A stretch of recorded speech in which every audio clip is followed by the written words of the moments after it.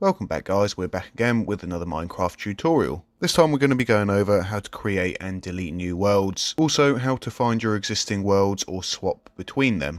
So let's get started by logging into our multicraft control panel. And to get started, you're going to find your current world here. So world and the world that you have loaded here is the current world. This basically acts as a file finder for your world, so whatever you have typed in here world-wise, if the name is called world 3, you would type in world 3 and that would load that up, but we'll get to that in a second. So to find all of your existing worlds, you just need to head over to Files, and then go down to FTP File Access and log in using your information. So we've now brought up to all the files in our server. As you can see here, we have world nether, and world the end.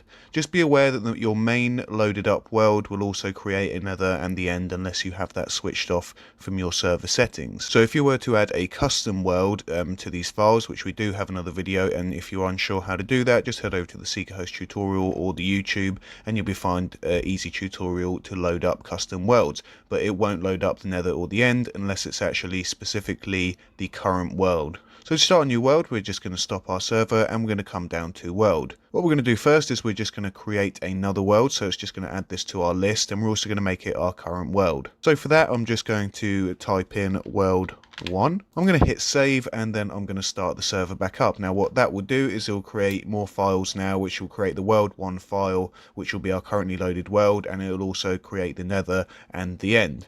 After that, what we'll do is we'll head back to our FTP file access and we'll show you exactly how to delete the old worlds that you might not want to, or how you can swap back to another world if you do want to. So as you can see, we have the tick on our server now, and we got world 1 in the files, which means that is the brand new world that's just been loaded up.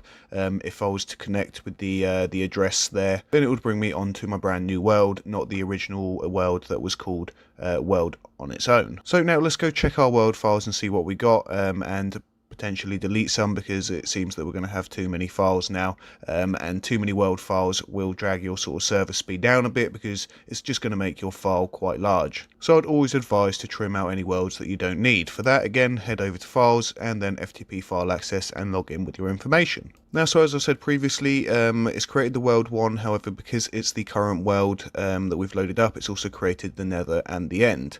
So for this instance, we want to keep the original world that we had, but we want to delete the original world nether and the end. All you got to do here is just go next to the name, tick right here, and then go over to delete, and it will delete them world files. Once you got to this page, then just hit submit. As you can see, it's deleted all the files and all relevant files within that folder. Now, if we head back to our folder right here with all of our server files, you can see that we have world, which is the original one, but isn't currently loaded. Then we have world 1, which is currently loaded, and then the nether and the end for your currently loaded world. So we've covered how to create a world, how to delete a world. Now how can we swap back if we want to go from world 1, however we decided we want to use world as our currently selected world again. So now if you want to swap back to the original world, just make sure to stop your server first.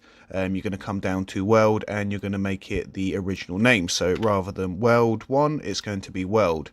Now you're just going to hit save, and then when it starts back up, it's going to load up the original world. This won't actually delete any of your world files, they'll all be kept there. The deleting has to be done by yourself, and again, I do suggest it if you've got worlds that you're not actually using within your server, just delete them, make your file a little bit smaller, and it will just run a lot better that way.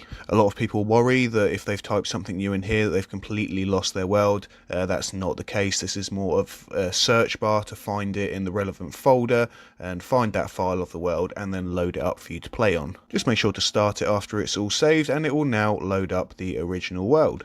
One tip for if you are adding custom maps is just keep your original world with the nether and the end, and then load your custom maps. You can then use a pretty cool plugin called Multiverse Core, which we do have a video on how to use, and then you can easily swap between your worlds that way. It also stops your custom worlds generating a nether and the end, because it will only be the current world in the world folder that will generate them two files. And because we loaded up world again, it is again created the nether and the end. So we'll just go ahead and delete the world 1 nether and the end there, because again that's not really needed. And as you can now see, we have world, nether and the end, which are our main worlds, and we also have our second one here. So thanks for watching, guys. If you are yourself looking for a Minecraft server, come over and check out SeekaHost. They've got some great packages, of course, DDoS protection. You can add mod packs. They're in multiple locations, unlimited SSD, and then they've got some very reasonably priced packages. So we'll see you again next time on the next Minecraft tutorial. Bye bye.